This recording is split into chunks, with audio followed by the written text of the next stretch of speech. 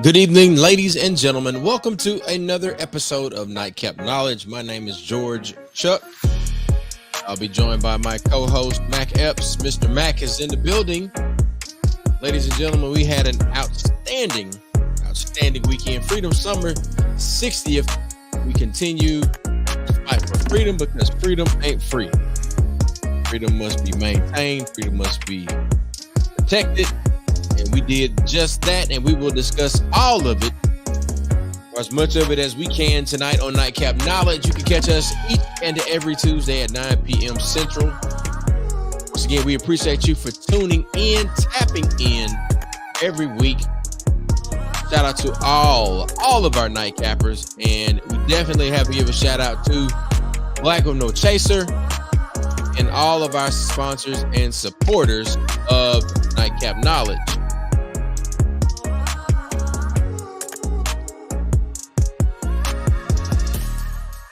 Tonight's episode of Nightcap Knowledge is brought to you by Affirmations. Affirmations for Me, published by and founded by Sis Love Publishing and the author Ciora Casper.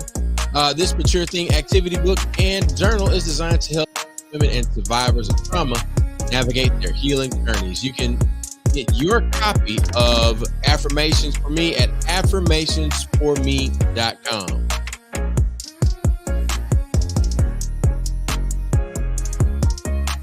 Are you a professional working at home? Do you need quality monitoring, PC monitoring remotely? For just $25 a month, you get coverage for 3 workstations, and you can get all of this and so much more at yourebs.biz. You can visit that website, yourebs.biz, to get started today with extraordinary business solutions. Ladies and gentlemen, we're talking Freedom Summer 60th tonight.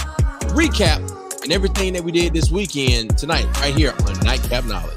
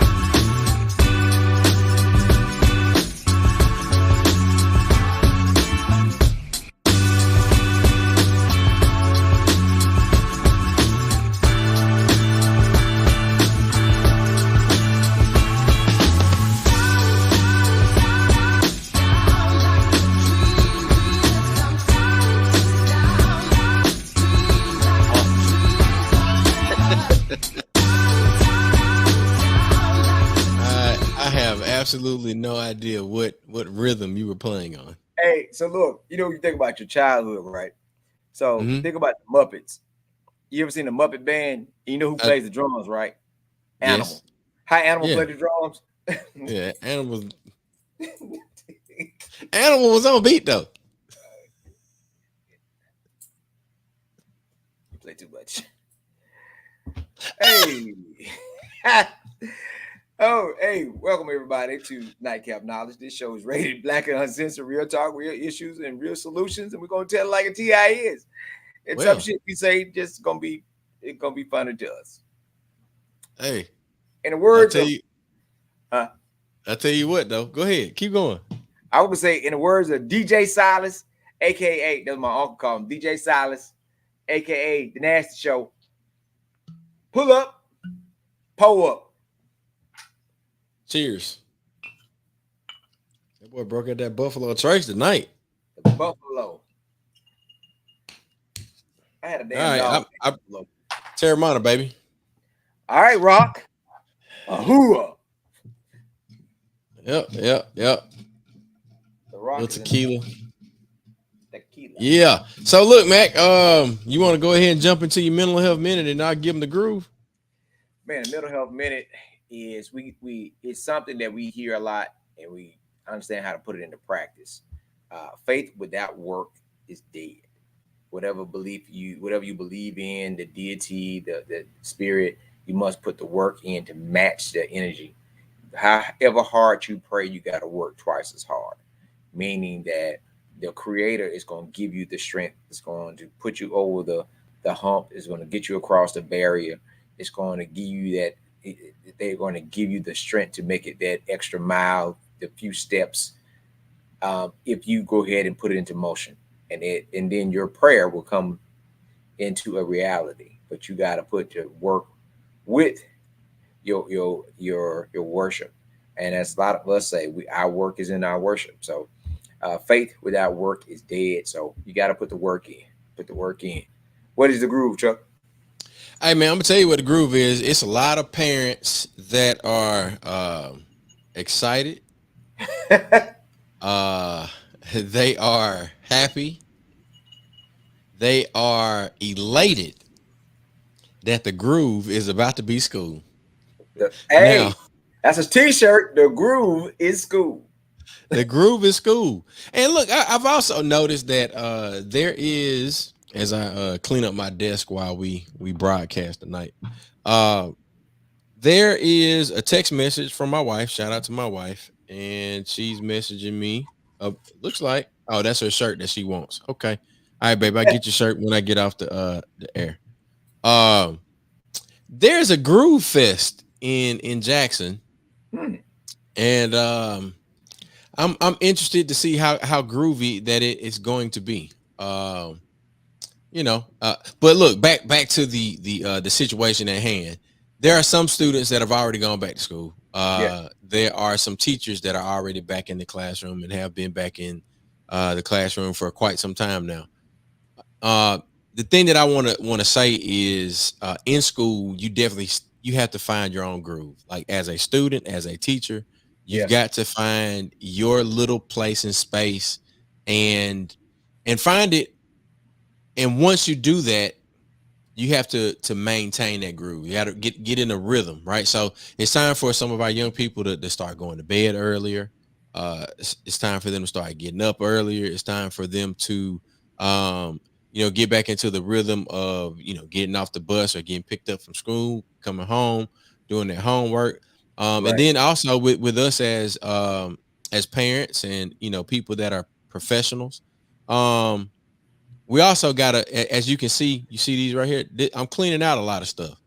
Yeah. So we got to get into the groove of decluttering more often. So I'm gonna say this. Sometimes it's good for us to go back to school and learn, and then sometimes it's good for us to declutter so we can see what we actually need and then what we actually need to learn. So that's my groove for today. We appreciate y'all for your support. Shout out to all our nightcappers. It looks like, man, we got to do. Let's take a moment. Let's do some sharing right quick to see if we can get a few more people to tap in with us tonight. Thank you for whoever just gave us that little bit of love. Shout out to, it looks like CJ just did that. Shout out to CJ. So let's do. I'm gonna go over to the you go over to the nightcap page. I'm gonna go over to the Black No Chaser page. We're gonna do an at highlight and at follower to see if we can get some more people to tap in with us on this. Mac, I also want to point out that I'm talking to you. Mm-hmm. You are very, very clear. Yes. and we have absolutely no echo. Thanks, Chuck. Part You're of my quite problem. welcome, sir. Part, You are part of my quite welcome. problem was setting my mic up correctly. You know, you had to go in Okay. the system and adjust it. So You, that was the last, you know, was that week before last when I was here. So I had to go and change the settings. So now it's okay. now talks different, right? We, y'all get Mac everything. Hold on. Come on. Nightcap Knowledge, Tuesdays, 9 p.m. Central. And then for our sister, yeah, you got all the drops tonight, brother. You got all the drops tonight. I gotta call Tanya. I ain't talked to her in a minute, man. You talked to Tanya in a minute? No? Okay. We need to do a tap in, check in. Tanya did a surprise. Actually, Tanya. She did a show? No, she popped up. At a store? Yeah. And Jay and I we were actually hanging out for our anniversary. Uh-huh. Like, where y'all at? And we were like, out of all the damn times, she's like, why you didn't tell somebody to come? It's called a surprise. That's what you do. You pop up. And she was like, I'm coming to buy something. I'm like, really? Yeah. Yep. So well, that's what's up, man. I owe her a call tomorrow to make sure that TBC, baby. Yes. Man, you know what? We have had some I think about, man, I don't even want to think about the first several episodes of Nightcap. We've had some great artists and that has shown up and showed out. We will shout out to our boy, our fellow brother. Who is that? Dollar Black, man. We was grooving to Dollar Black. I'm talking about just rolling. We got flag like a mug. Just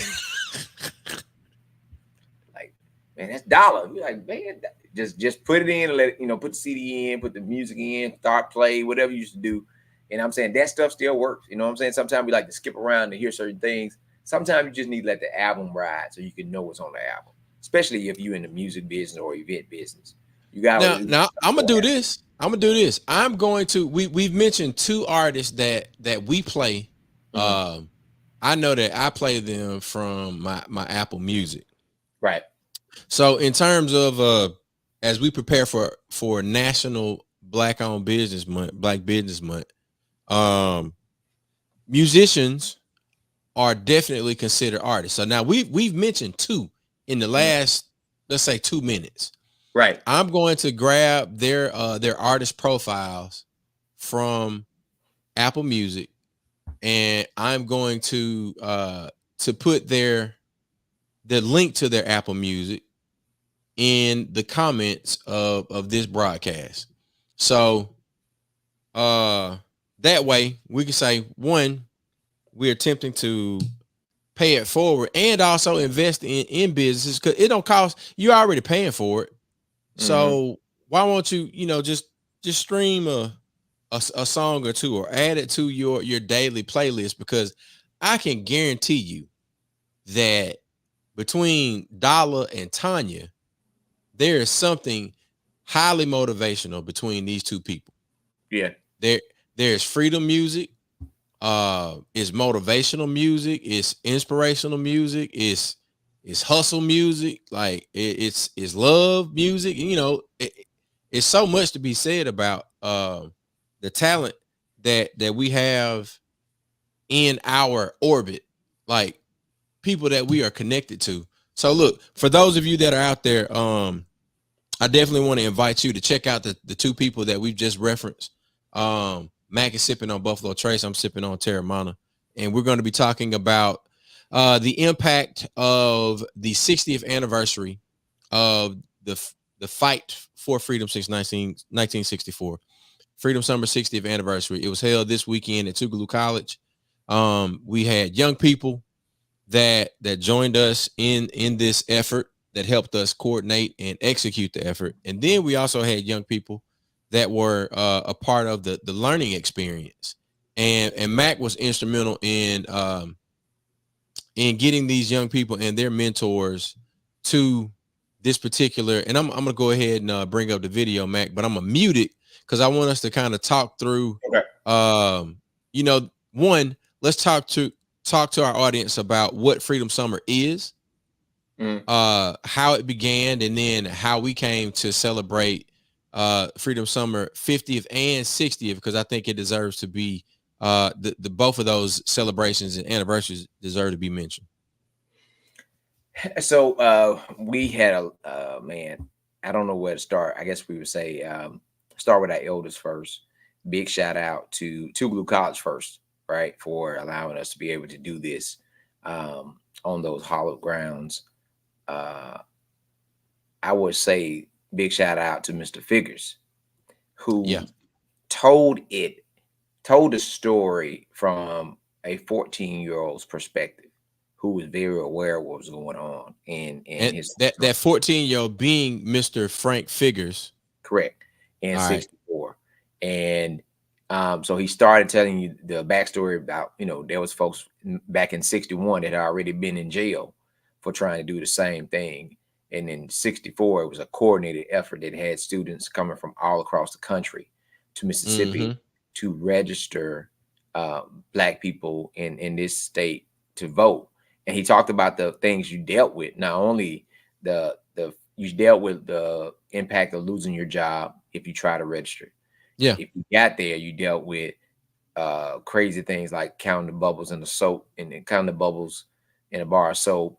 You dealt with poll tax, and then you dealt with physical, where someone physically assaulted you and done things to you to keep you from being able just to register to vote. Yeah. This registration process.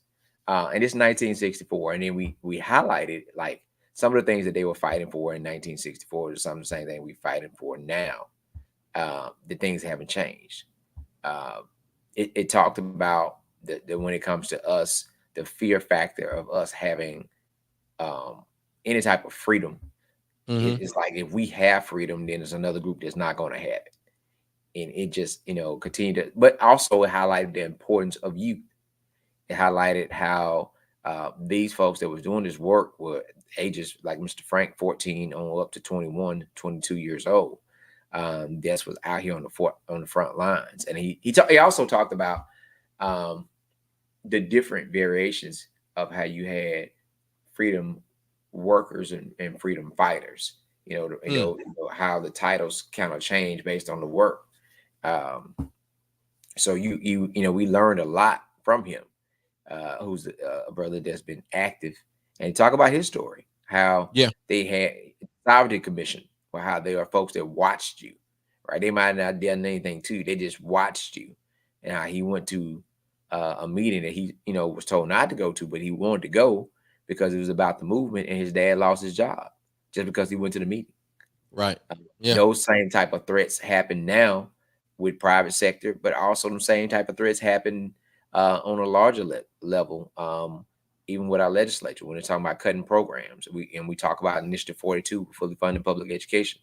And when they went around and meeting, and you had state representatives, folks that was holding office and titles, went around telling people that if we fully fund public education, then we're going to cut this program. And they didn't fully fund public education, and they still cut the program. Still cut the program. They cut the program. So they the tricks haven't changed, right? So the magician might have, but the tricks are still the same. Right. So look, man, I'm going to bring in some of the audio from the conversation that you and Mr. Figures had. Frank Figures has and is still a very, very influential figure. I think that Tyson, our friend Tyson, he wouldn't mind me saying that Frank Figures is one of his favorite people. And I Frank Figures has a great voice, and then he also, I would say, he got the most questions out of the young people, and he was really the presenter that got all of the questions started. So he did. Shout out to Mr. Figures, Jackson native, Tougaloo grad, and a true example of a lifelong pursuit of freedom. Land and brought to stolen land, and then we still didn't live on our own land. And for your family to be right here in Jackson and been living in Mac, are you able to hear that audio? Right here in this city for 100 years, that means a lot. Yeah, that means so I guess you could share one or two things. connected to of civic engagement, why it's important, but also the history of Freedom Summer. So you graduated in 71. So your age around Freedom Summer, how did it connect to you? How did it affect you? It affected me. I was 14 years old in 1964. And what I had began to see was a lot of change on the horizon. Now, I saw freedom riders when they came to Jackson, but I also saw people in my own neighborhood, guys in my own neighborhood that were doing what freedom riders were coming to Mississippi to do in 1961. In fact, they were in jail when freedom riders got here in late May. Some of the guys in my neighborhood were already in jail and got sent to Parchman with the freedom riders. Wow. And so for y'all who don't know, Parchman, it was a part of Parchman Farms, Parchman Penitentiary, is a prison here in the Delta of Mississippi. And we know folks that were locked up as he speak just for trying to register folks to vote in 1961 through 1964. Not for committing a crime, not for fighting, not for things we see today, but simply that clipboard on that front table is sit there just to register y'all to vote. You will go to jail just for that, for registering Black people to vote. So I guess that talks about the importance of it. What was the whole important thing about why was it to trying to get Black folks registered to vote? What was the hope that it was going to change? Well, people realize a couple of things. That with voting comes a certain amount of power. When you can vote, you can elect the people of your choice. And with the hope of the people of your choice implementing and developing policies of your choice. So it's more than just voting for personalities and people. You're actually voting for policies. What policies do you want to exist in your community? How do you want the world to look for your children, for your grandchildren coming along in the future? What kind of world do you grow up in? Man, I think that Mr. Figure's explanation of, I just unmuted you. I think that his explanation of why we should be voting and how we should be voting is probably one of the best I've heard. I think it because he was able to take time to connect his experience and see now at the work that they did, the work that the adults or teens did when he was 14, the work that he did, the work that folks did after him, and then look at the 11-year-old that was sitting out there in the audience and ask him questions, right? Right. That's true. He was doing that work for her before her parents even met, right? And that's the connection. That's the connection to why we do this. There are folks right now that are running around in diapers, and their children will benefit from the work that we are continuing to teach and do. And it's why I say it's not just right now. And that's part of why the opposition fights so hard, because it's not just at this moment. It is, if this continues to have motivation and continue to pick up momentum and to continue to roll downhill, what's going to happen to our in the next 3 generations, right? Yeah. And that's what we are working to try to educate about. Make them steal it. You know, I'm not going to argue with folks and say, hey, they don't try to steal the vote. They're going to do it. Make them steal it. Get back to the motto of my head is bloody but never bowed. I'm going to give out, but I'm not going to give up. We got it. Don't defeat yourself before you even start the fight or start the game, the match, or whatever. Let's say I'm going to go in and I'm going to do what I need to do. If they decide to do this, if they try to do it, I'm going to use all resources that I have to hold them accountable. Because we know the holding people accountable. I think we have to spend more time talking about, all right, once a person is elected, then how am I able as a citizen to hold an elected official accountable? And what are the proper measures to go about it? Because I mean, there are guidelines for all of this, right? Because we're talking about protecting our freedom and then protecting the freedom of those that will come after us. Right. Now, how do we go about protecting that freedom? And I think Mr. Figures is an example, like the way that he's lived his life, like being an advocate at the state capitol or being an advocate at the city council meeting or at the county commissioners meeting, or the development commission that is, basically selected or appointed by a certain group of people from the county commission. Knowing that decisions are being made in these particular places and spaces is part of what I think we don't talk enough about. Like everybody's excited about this presidential election now because of the possibility of Kamala Harris, Vice President Kamala Harris, now being the potential Democratic nominee, and it not being two elderly white folk gentlemen being the two choices that we have on the ballot. And then of course you have an RFK running as an independent, but it's still the same establishment. It's still the same pipeline. Like you're coming from these political families. Politics and sports seem a lot of like, and I know I've made a number, and we're watching the Olympics. We watch football, we watch baseball, we watch soccer. And I had a conversation with McRae earlier, and it kind of connects everything that I'm about to say. I told him, I said, man, do you know any of your cousins, any family member that's a professional athlete? He said no. I say, okay. I say, well, do you have most of the things that you need to train and play baseball right now? He said, yes, sir.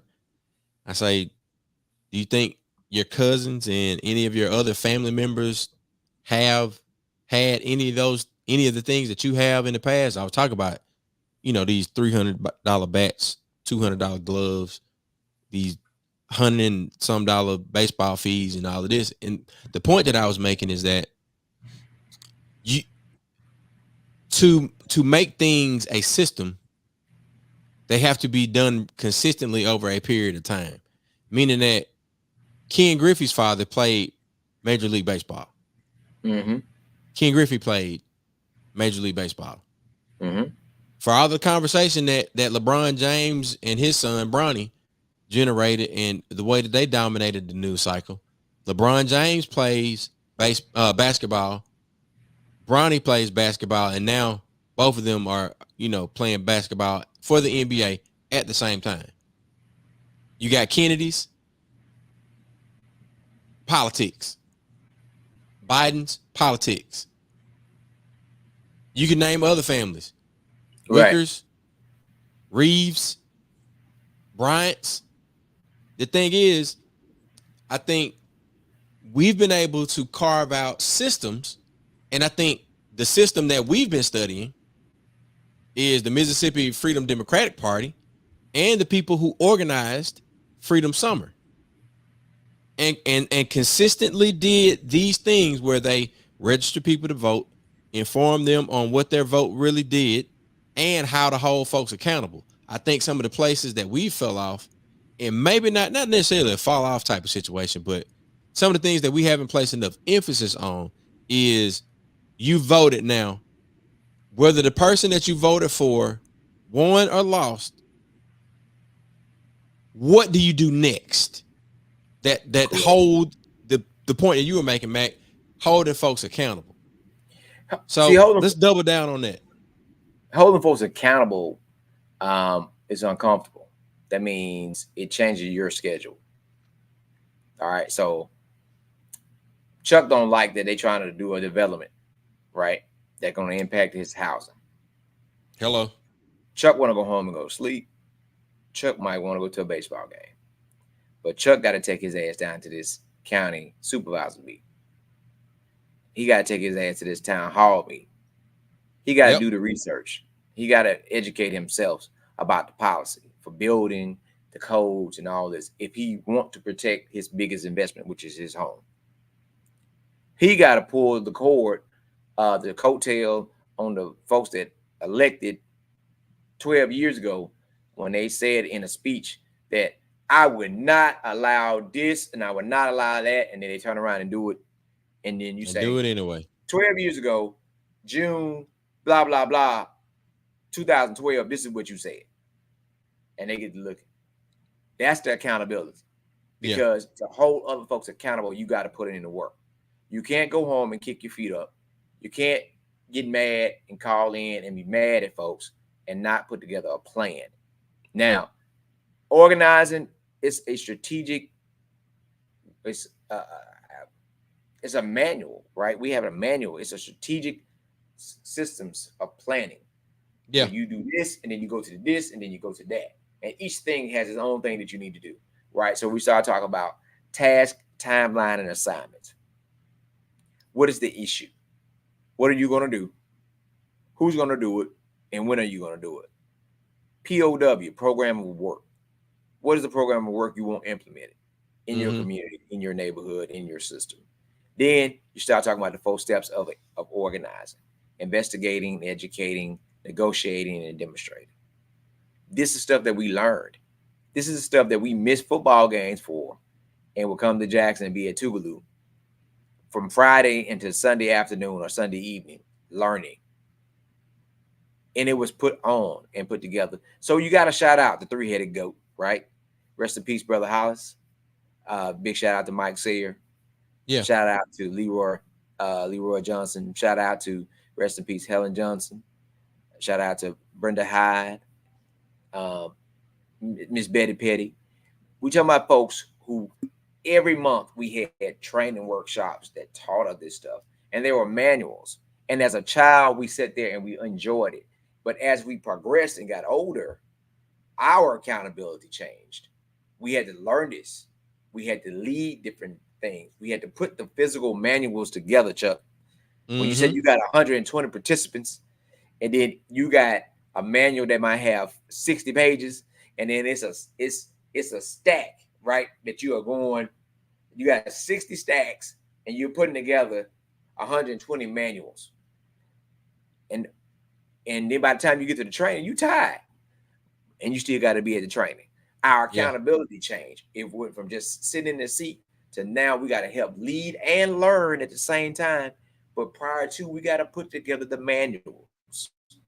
So as you continue to grow, you continue to, your responsibility and accountability grew. But that was our job. And here we stand now. And I think that's part of the thing that we buy into some of the stuff that folks tell us, just elect me and then I'm going to do it, and they don't do it. No. That's why now my new message is hog versus lion mentality. You got to fight. You got to fight. You have to intentionally go out of your way and be uncomfortable to hold folks accountable to ensure the things you need for you and your family. Because they're not just going to do it just because they should do it. They're not. Economics is one of our biggest things. Can we do without our wants to get what we need? Yeah. I heard a saying that said, people buy what they want and beg for what they need. I heard that someone told me that years ago. People buy what they want and beg for what they need. Yeah. So we highlight Fair Street as we talk about Black August and Black businesses. Fair Street was owned by 3 Black families. That was our Black Wall Street for Mississippi. Correct. Now you had this big thing that took place years ago, with this development is supposed to take place, and this money is supposed to come in to develop Fair Street. Right. Fair Street did not start to come back until it followed the same blueprint that it did originally, right? Big shout out to Stacks, Johnny T's, right? Yeah. Then you had Herbal Blessings. Now you have the building that's connected on Church Street. Then you got another brother that got a spot. You got stuff that people, it happened organically by people putting their money where their mouth was and start to develop. Right. You know, and the accountability goes back to us. Do we want to see something? Yes. What are we going to do ourselves to meet the people to say what we want to see? You know, that's a thing that's how the accountability and responsibility work. You know, if I know I need to have a good understanding of something before this meeting, then I need to do my research. I can't say, but they don't give it to us, or they don't let it. No, they ain't never gave it to us. No. They never. And the shit give us, the shit that they give us, yeah, it ain't what we want. It ain't worth it. Yeah, and speaking of somebody that that is studied and prepared and continues to fight the good fight, you were able to talk with our brother Philip, DJ Young Venom, Philip Rollins, about his business Offbeat, and I want to bring up some of that footage so that we can have a bit of his dialogue added to the conversation tonight, but then also to usher in, you know, what we were speaking of, you know, throughout the broadcast with, you know, where we support and how do we show our support of Black businesses. So our brother Venom should be coming on the stage here now. It's right here. He led the way, and he's been continuing to lead the way. And he's going to come and talk to us about his store. Get you a mic right there. His store, the table right here. His store and how it's connected to Freedom Summer in 2024, starting, like I said, in 2021. So let's give a round of applause for, as we call him, DJ Young Venom. He does have a real name. I'm gonna let him properly introduce himself. Hi, everybody. Good morning. My name is Philip Rollins. I also go by DJ Young Venom. I'm the owner of Offbeat. Like you said, it's the only Black-owned comic book shop and record store in the state of Mississippi. We just hit our 10-year anniversary, so we've been in business since 2014. Hey, that is something to applaud. As I struggle going through my first year of owning a brick and mortar business, that's something to applaud. It's tough. It's tough. Oh, sit down. Chuck wants us to sit down. Yes, sir, big brother. All right. Yeah, thank you. So thinking about, I guess we can start back from 21. When I said, hey man, what you doing? You want to come out? And I think you were telling me like the experience, I guess just being able to start it with Brother Hollis there presently. Like, what was that? Because you have the same history as I do with him. So I think you approached me about doing with the idea for the read and feed. And I think I told you my backstory about how I got into comic books. And my mom, she read comic books and my grandfather read comic books, and my mom was an avid collector. And that's how I learned how to, that's what got me interested in reading and keeping up with reading and everything like that. And also finding like the messages in comic books about, say, what Black people's plight is. It's like, it's clearly in our face, but it's not in our face. For some people, if they don't realize what they're reading, X-Men was really about the civil rights movement. But, you know, the character, I mean, you had one Black character, but overall, there's, for people that fear and hates us, this pretty much the idea of what was going on through the civil rights movement with Black people. There are a lot of other examples that I can get into later, but education and just reading in general is a big gateway to like learning about so much other stuff. And whether it's about superheroes or horror or like a documentary style comic book, there are different genres for everything. It's something for everybody. So I think a lot of time people get the misconception about comic books. Comic books are well written, right? When you start thinking about a lot of times now, some stuff we see that pushes a lot of different slang language. Comic books, you actually learn words that you probably not traditionally use every day, right? Correct. Like if when I was reading and I asked my mom what this word is or what this means, she made me go pick up a dictionary and like look it up. A dictionary. Anybody out there know what a dictionary is? In dictionary, encyclopedia? Y'all know? Okay. Good old Mac. It's not Google. Yeah, you would Google it these days to figure out what it was. But I didn't know what a Wolverine was, so I had to look that up. I didn't know what a Nightcrawler was, so I looked it up. Learning about a lot of the characters and words, it just expanded my vocabulary. And a lot of people see comic books as this really childish thing, but you have established authors like Stephen King, Ta-Nehisi Coates writing Black Panther and other books like that. Reginald Hudlin, Eve Ewing, who came here last year, she's writing a new X-Men book, and she wrote the last Black Panther run, and she wrote a character named Photon, who was in the Captain Marvel movie. So she wrote plenty of Black characters. So she's implementing that in the next X-Men series, which will be based in Chicago.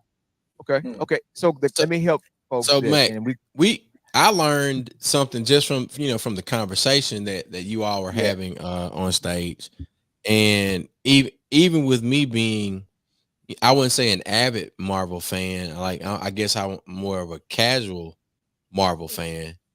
But just to hear Philip's story, and then also for the the giveaway that we did, or the sponsorship, or however you want to characterize it. I'm not sure how you want to say, what it is that Mississippi Move was able to do.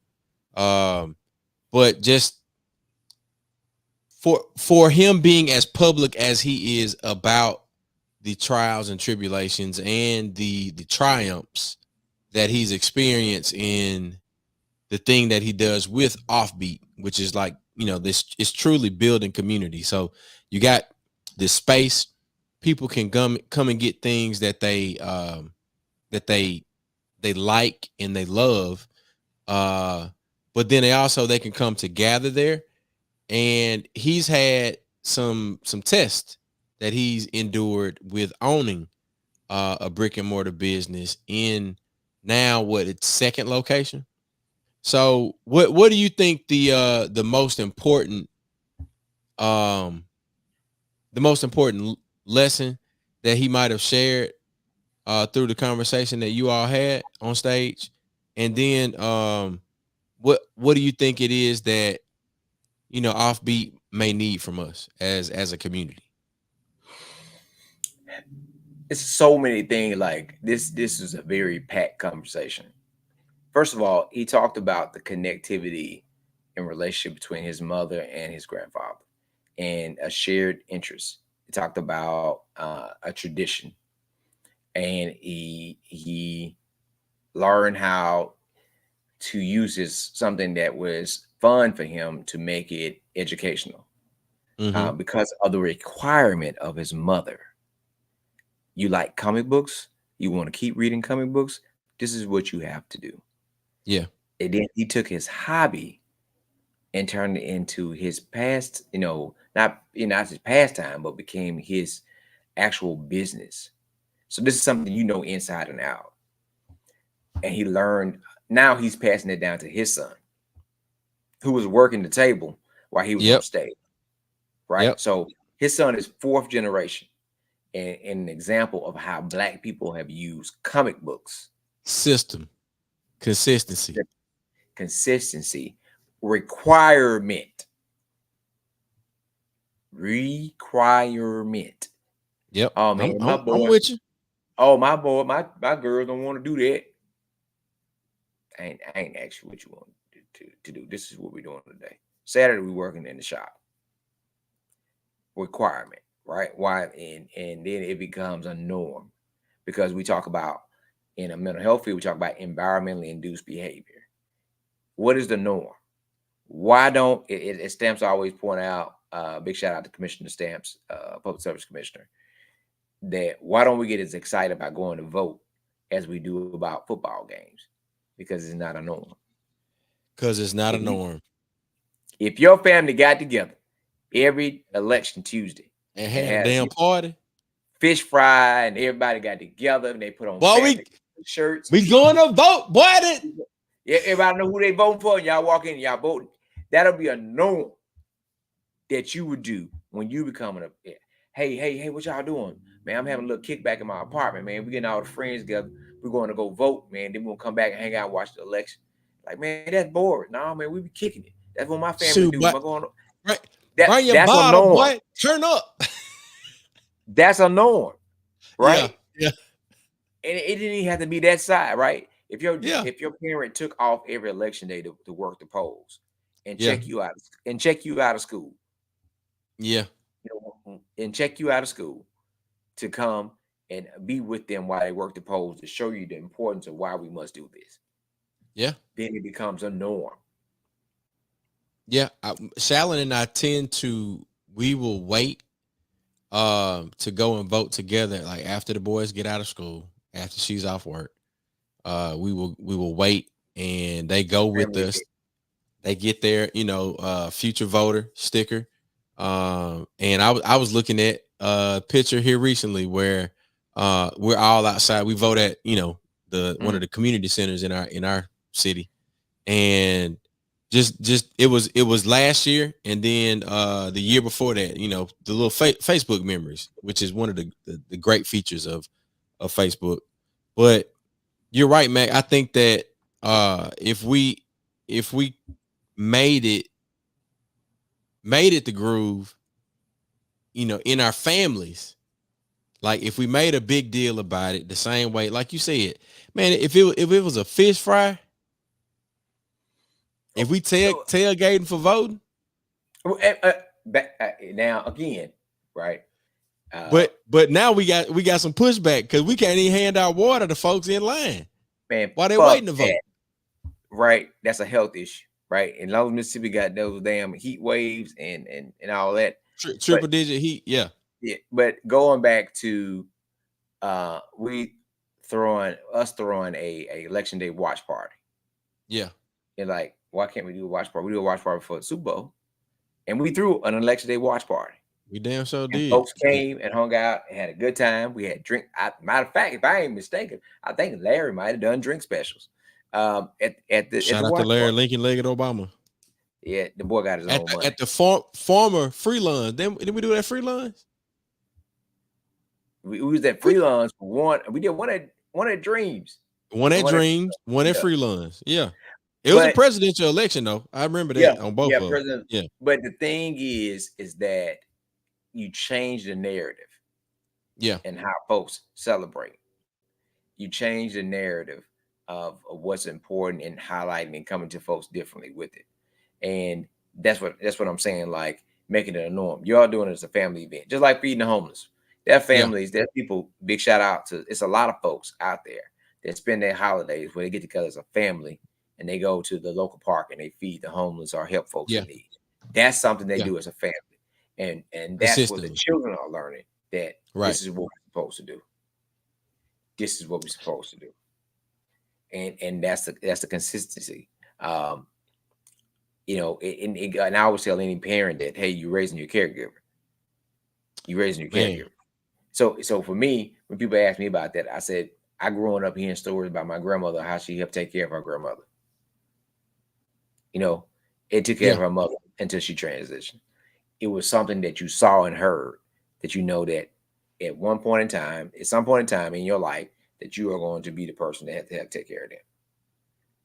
You know what I'm saying? So that was a norm for my circle of the family taking care of each other. That's what you're supposed to do. And go back to the electoral process and holding folks accountable. We got to start with us. It's uncomfortable. It's going to be uncomfortable, but it's something that's desperately needed. And that's what Freedom Summer was. Freedom Summer was uncomfortable for a lot of people. They put their life and livelihoods and the life of folks that they cared about on the line. Because they'll do something to somebody else and not do nothing to you. They did that. And the folks sacrifices just so that they be able to help folks being able to vote. And people, and like I said, the connection is gone. And then our folks got to see the success. They got to see the benefit of having someone that understands your people, your culture, your community in office. And this is why I need to vote, because the alderman, the city councilman, the supervisor, they do stuff in my neighborhood. I see them. That's why it make me want to go to vote, because this person that do stuff in my neighborhood endorse this person, and I'm gonna go support this person. I can see the benefit of electing certain people, or I can see the benefit when I set my ass at home and the person that did my neighborhood the worst won by 3 votes. Yep. Me and the three people I was drinking beer with could have made the election something different. This is real life things that happen. Yeah. Where the election is won by 3 votes. Now, caveat: the system not being where it need to be. Yeah. When you don't have the ballots ready or run short on ballots, and somebody that's on their way to work, and now by law you're supposed to be able to leave work to go vote. No one can make you stay anywhere where you work at. You are allowed to go vote. Most people don't enforce that. They try to go vote on their way to work, home from work, or lunch break. Now, if you already running and you standing there looking and they ain't got it ready, then you leave. So the understanding the system, but also those folks that actually part of that, making sure that everything is 10-10 so that you can get folks in and out. Because the more accessible it is, and I know I got to hurry up and get in and go vote. Because if you work at Nissan, give an example, and you live and you driving from out south, right? It's 35-minute drive to get there. If you work in a 7 to 3 shift and you got to stay over, that means by the time you get off, and if traffic is flowing like it need to, it's about 6 o'clock. And if you got to stop to make, you're gonna miss it. So that when we educate them folks about, about absentee voting and how that process works and what documentation you need. But again, how can we help make this thing a lot more simpler to help folks that have to work and they cannot be able to get off and drive back and forth because of distance and make it dead to the polls in time, and you don't want no one to cause an accident. So, there's so much stuff we got to continue to educate on. And I think us doing these different, drops and things of that nature that we, some stuff we're working on now is going to help move that part of our plan forward. It's helping people understand that you got to get your vote in. The other thing is calling and checking the circuit clerk's office, make sure your name, and going to see to make sure your name is on the roll to vote. Yeah. And because we had that problem, we had folks that had that voter registration card in their hand and name not on the roll. Here we go, right here. Check this out. Okay. So you talked about, you gave the example of 3 votes. Mm-hmm. This is your home county, Holmes County. Yep. For the 2020 general election, for things to just to even out, just to close the gap, you only needed 137 black voters. Yep. All right. Let's go a little bit further. Let's pick another one. Rankin County. Rankin County should be what, right? Oh, let me zoom out a little bit so I can see. There you go, right there. 731. But Chuck, I want to point out plans. So in football, you got a game plan. If this team handed you your ass, you shaking your head. Ain't gonna happen next year. Ain't gonna happen next year. Start then. No planning. way. You start planning. Then. Who they got on the depth chart? Oh, you started recruiting, right? This guy that just ran all over your damn defense is a sophomore. That means he's coming back for 2 more years. We got to get somebody that can stop him. You start planning. You start going to the to the local park. You send somebody. Even if people have to move, to get in the district, right? Buy some property, and right? Move in, If they had to move to get into the district, right? If that has to happen, guess what else? Guess what happens? They get the person where they need to make sure they are good to go so they can be a competitor, right? Mm-hmm. Why can't we do that for the election? Why can't we do that to make sure that our community has the things that they need? That's what I said, make a plan, make a vote plan, register to vote, make sure that you have that time for the election to either do absentee or be able to go cast your vote, but also make a plan. Make a plan. If you know that this individual is doing harm to your community or your neighborhood by being in office, and that person won again, and they it's every 2 years or every 4 years or every 6 years. That's how it go. 2 for Yeah. congressional, 4 for majority of all electoral positions, and the 6 for your Senate. What you gonna do? Yeah. Now, if you're trying to unseat a senator, you have 6 years, Chuck, to plan. Yeah. plan. What are you gonna do? That's go back to the accountability and planning. You have enough time to put. Well, that's the consistency in the system too. I mean, accountability and planning. That's for people that are a part of a system and they are operating with a plan on how they will move forward, how they will conduct business, how they will execute on a particular schedule. And Right. I think some of our resources in terms of time and even having to split time, like I got to do this and this, and then I'm gonna think about running, or then I'm gonna think about advising somebody on political strategy and all of these things, and not seeing as like if I run or if I'm involved in this this political process, it feeds, and I'm speaking of like Yeah. some of the realization that we've had. Like all of us have always said, man, I don't never want to run for office.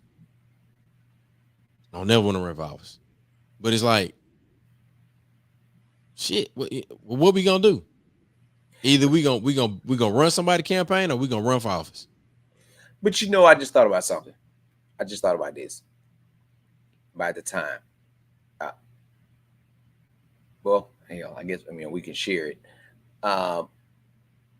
Just think about students, those who have a political science major, right? Those professors. Think about if they were the ones running the polling precinct, who understand systems and how things are in theory done. A lot of times, some of the folks, it's for different reasons, right? Sometimes you don't have the best crew. It's because people that might be able to do the job really well are never available. And they complain about the in and out process and how that's not right. They told me the wrong thing. That's illegal. Because the people that know what to do and how to do it are never available. That's thing about it. You traditionally do it the same way, but think about you shake things up, right? If you like strategically found people that could do this inside and out, that know how to run this process, and had them working the different precincts to see, right? Because if you got same precinct, if I don't know, make a precinct 45, you have the same problem every goddamn year. Yeah. So what are we doing with precinct 45? We don't know folks that's available. So then we need to change some availability. We need to get some people in to learn how the process works. And outside of, I got a question. Mm-hmm. But like on the lines of where you're talking right now, the question I got is, how are we evaluating the efficiency of polling precincts? Because like we ain't no surveys. Like if the person doesn't call election protection hotline to say I got an issue on election day, our phones are blowing up. So if you ever want to call myself, Chuck, or Sabir, especially don't call Sabir because he's handling the navigation. Election day is not the day, right? Because you got folks that are talking about the process, but it's not documented unless there's something where the person has to vote affidavit because their name wasn't there or whatever the case may be, right? That goes back to proactiveness of purging, right? They could purge names off, and you didn't get a chance to look to say, listen, on this day I checked, I have a picture that shows my name on this active roster. Right. Why my name not on here right now? Again, that goes back to accountability. But on election day, you have folks calling complaining about the process, but there's nothing documented. There's not so that's something I think. Matter of fact, document this, Chuck. Mississippi Move will create a survey link to ask you, and this survey link will ask you about the process at your polling precinct. How was the process in your? We talk about our experience for us picking you up and dropping you off. We want to know, what was your process like at the polling precinct? Did they seem to be knowledgeable? And we can make bullet points of what's legal and what's not legal, what they should do and what they shouldn't do, and create as a survey. I think this is like that right there. Mm-hmm. I don't know it. I've never heard of anybody asking for feedback. And then if folks out there and y'all have heard of, somebody asking voters for feedback about their their voting experience, I've never had a circuit clerk. I ain't got no survey for my circuit clerk about that. So we need to do it right when we find out. So here's the thing about it. If you cast this net wide, we reach out to all our community partners, send them the QR code link, whatever we need to send them, make flyers, whatever. They send it to their folks, and folks say, we've had multiple people from multiple community partners complain about precinct 45. Yeah. We need to figure out what the hell going on. That's a point of improvement to say, all right, well, what's happened? Last election, they ran out of ballots, right? So the question will be for us, what's going to be done this year to ensure that we don't run out of ballots? Right. What's the formula that you use to say that we need this many ballots at this area? At what point in time do you look and say, oh shit, it's 12 o'clock and we're already halfway through? Right. When do we go get more ballots? Right. So those are questions. Because it does affect us. It affects us greatly. Right. And you are running out of time. Now, if you're in line, then they got to let you vote when the poll closed. But how many people stay? It takes too long. I'm going to leave. Right. And some people have legitimate reasons. Like, look, my sitter about to leave right now. My sitter can't stay. I have to go. I don't want to miss voting, but because this stuff is not flowing like it needs to, I have to leave. I have to. Right. How can that be prevented? Well, we waiting on somebody to go get ballots from downtown and bring them. And if there was a better system, then, I'm just saying wherever they may be, whatever county they may be. But that's things we talk about. So for us that know, let's start with the things we've already seen red flags at. Now, the thing about it, we don't have a lot of it documented, but we know, right? Let's start with the polling precinct at Tougaloo College. Let's follow up and encourage students to make sure they check their registration, to make sure they didn't want to poll. Let's start with the community center, right? Let's follow up. And one of the groups that we because we shouted out Holmes County, and you talked about students at Tougaloo College. We got to give them a shout out, man. Holmes County right now, Nolly Jenkins out of Durant came through with a group of young ladies ranging the age of 11 to 21. Okay. And I kept saying over and over again that good things come out of Holmes County. At one point in time, Holmes County was at the top of the list for being the poorest county in the country. Holmes County is now the third poorest county in the country. But from talking to Mr. Figures, they learned how the Mileston Cooperative was one of the first established farm cooperatives in the state, if not, you know, in the South, and how it's still existing. Understanding how the farmers in Mileston held it down when folks like Brother Hollers were there organizing. Understanding that Black farmers in Holmes County at one point in time owned the most land in the country. So if you start looking at it, where was a large concentration of Black farmers that owned land? It was in Holmes County. And to see a young lady that grew up as a little child that ran around, picked on us, who is now the executive director, who is still mentoring and teaching, and the young sister that worked with us as an intern, who is now a student at Jackson State. And the cycle is continuing in a positive way that show that good things. The system and consistency. Good things come out of Holmes County. There you go. And we got to keep speaking positive. We can give you a whole Christmas list of shit that is bad. What's good? Let's highlight the good. Let's focus on that and keep moving. Yeah, man. What we had, Chuck? Well, look, we had an hour and 6 minutes. We are. Before we go, I wanted to give a shout out to our interns that were there. I wanted to give a shout out to the performers, our host, our DJ for the day. So we had, we got the man himself, Downtown Sam Brown, the legendary Lady V. We had Anissa Hampton, Maserati Red, and Mac. You named these last two ladies. Miss Patricia, and then Jackie. But I'm laughing because I'm looking at Dr. Smith. Right. Yep, I got Dr. Smith down there. Yeah, I'm looking at Dr. Smith because he talked about the way his class held it down for Tulu. Yeah, and even though he's a caregiver, he made time to come by to show his face and put his money where his mouth is. So Dr. Smith made a donation for us to make a donation to Tulu to help with its water system.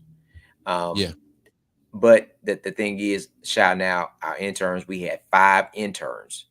Yep. 5 interns. We had 2 21-year-old. We had 1 19-year-old, 1 17-year-old, and 1 16-year-old. And we are doing our best to model what was taught to us about engaging the youth. And so if we can get more resources, we can get their attention. Because if you want them to say, hey, why y'all working at this and working at that? I'm happy they're working. That's number 1. Yeah. And want a job. Number 2. Number 3. Hey, I'm gonna pay you to come learn this stuff and do this work. I'm gonna and be consistent. That's what happened to me. That's why I'm here. Right? They gave you an alternative and showed you. You showed interest in it. I'm gonna show you. And because we needed money. Our folks didn't have no money. It was we didn't have anything. In matter of fact, the internship I did with Southern Echo in 1997 allowed me to come up with money to help my uncle and I buy the first car. We didn't have a car when I was growing up. We bought our first car, a 91 Chevy Corsica, by the money that I was able to earn working with Southern Echo that summer. So we create opportunities because we don't know what families are going through by being able to help folks and bring them aboard. And they worked. That's the great thing about it. They worked. Whatever the task was, they worked. They worked. They ran errands. they did it, and they took it. They took criticism. They took it on the chin, and they did what they needed to do. They sure did. So shout out to Jordan. Shout out to Christian, Rodrican, aka Pinky, and and that's it, right? No, and Sydney. Sydney. Yeah, don't forget Sydney. Don't forget Sydney. I can't forget Sydney. Sydney is also SJ president. Right. Yep. Yeah. So we can't forget them. But they held it down and they worked. And yes, that's what. And you got 5, right? 5. Man, next year we might have 10 that's ready to work. Sure, we might have 10. We might have 10 before the end of the year. We might have 15 by the fall. Yeah. Listen, So we gotta lead with that warrior energy. yeah, We gotta lead with intentions and be unapologetic and do what's need to be done. You can be that's mad right. at me later, but ain't nothing like a That's, W, ain't nothing right? like a W. And We I gotta, like winning. I like winning. and you win by, like I told them, the most important people for this event is in this room, Yeah. and we And made sure I they. appreciated you saying that too, because I think that it framed the conversation in a way, and kind of refocused the energy Yeah, about, you know, understanding that you can't worry about who's not here. You gotta focus on the people that are here with you. right here, the one that's right here with you, Yeah. and you be mad.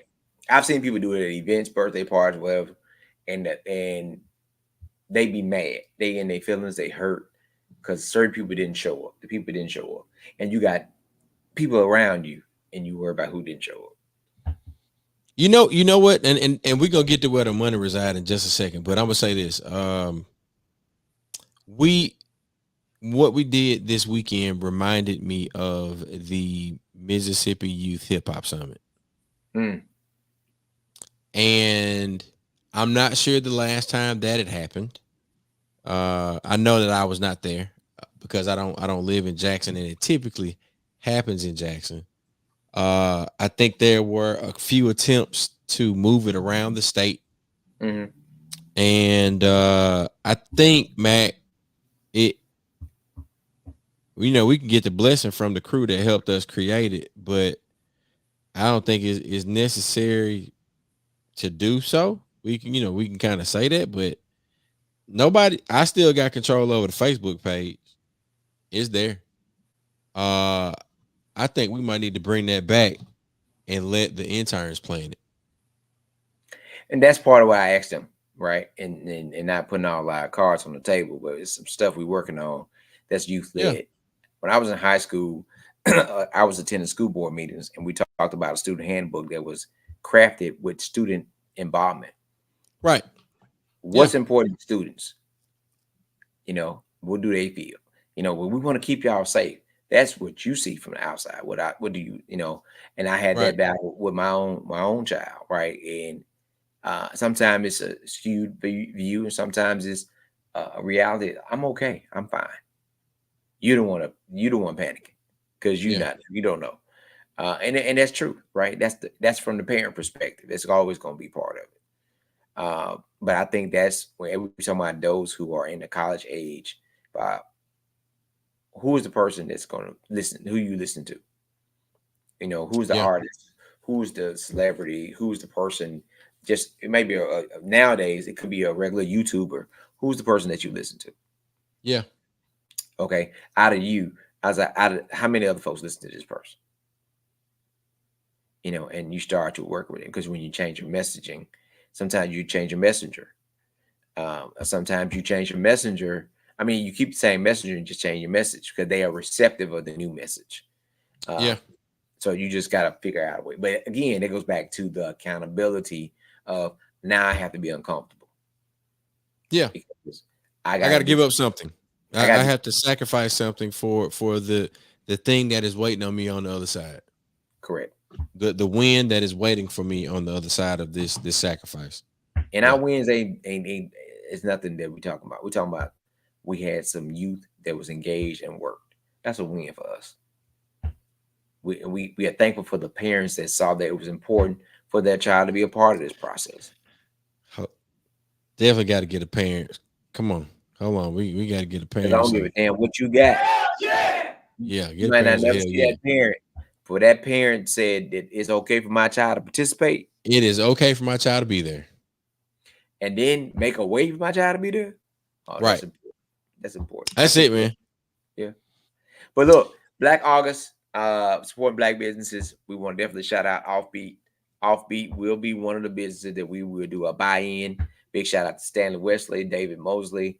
We're going to do a buy-in. We want to get people to come there. We're going to post the date. We're going to talk to him. We're going to make it something that's big. What we can, and we want to do that with other businesses. So for those who watching, and those who might go back and watch, holler at us.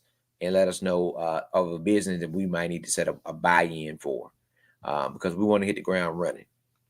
You might see something in the what is it?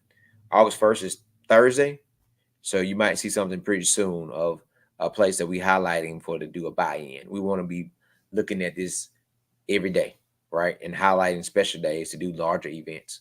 But we want to highlight Black businesses every day that we want you to go and patronize, especially brick and mortar, because brick and mortar means you got a lot of overhead. Yep. You got rent, lights, insurance. You know, if you're in Jackson, you probably got a water bill that's 10 times more than what you're supposed to have. You got a whole lot of shit you're dealing with. You got inventory. You got all those things. All those things. So yeah, man. So we want to do that. Let's help the Black business owners definitely in the month of August and beyond get to where?